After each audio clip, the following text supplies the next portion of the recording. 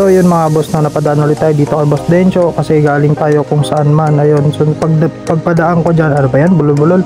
So yun, pagpadaan ko dyan mga boss is pinacheck ko sa kanya yung makina ko kung anong problema, kasi yung pinarinig ko sa kanya is may lagutok nga yung motor ko sa tuwing buwibirit ako. Sabi niya kasi hindi niya basta-basta mahulaan, pero ang tendency niya is baka daw singaw at baka may mga palitin ng barbula, tulad ng barbula. Ayun, pinacheck ko na kagad kasi baka tirahin pa ng iba. Sabi ko, boss, tirahin mo na. Sheesh!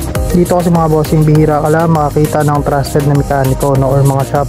Tulad niyan, si Bossing Dencho is chinecheck niya lahat ng mga gawa ng mekaniko niya kung tama ba o mali o kung may tatama ba.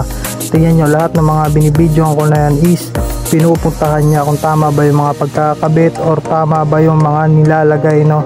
Dito kasi dapat quality talaga, kaya sinusubukan niya lahat ng mga mekaniko niya kung tama ba talaga yung mga gawa niya. Pero yung mga mekaniko niya na yan, matagal ko na yung makakilala, mga the best mekaniko rin yan.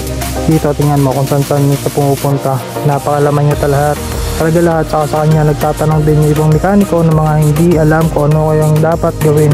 Dito tinitiran ni Boss Dencho at maririnig mo na dito kung paano na tumira ng aking makina. Dito pinapakinggan niya rin kung meron pa.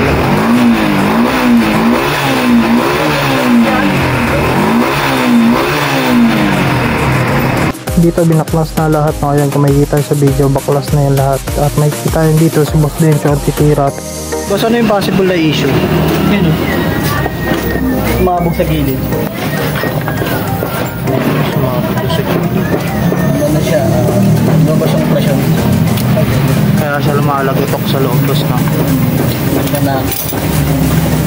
Ayan, lumabas yung presyon dito.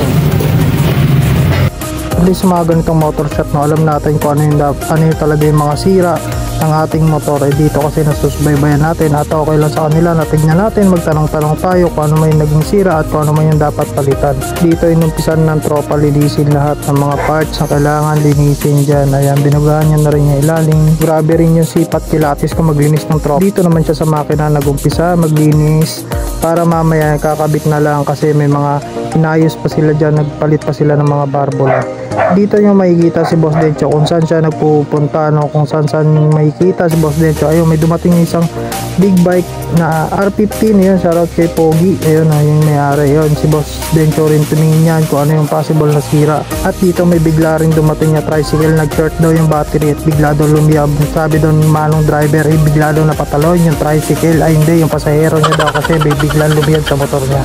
Dito malapit talaga to, tumitira na to, magkapatid to sila, pero bilib din ako dito tumira to magkapatid na to.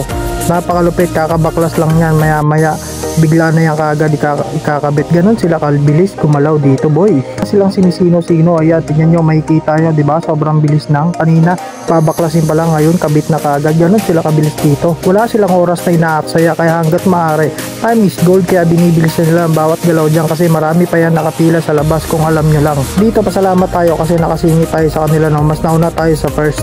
Siyempre naikabit na nila, siyempre hindi mawawala dyan ang test ride, mga boy. Bomba malupit na to. Pakinggan nyo kung anong ginawa nila, kung gaano sila kabilis gumawa.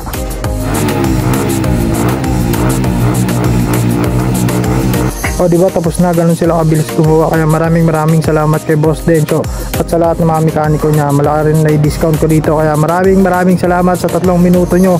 Sheesh!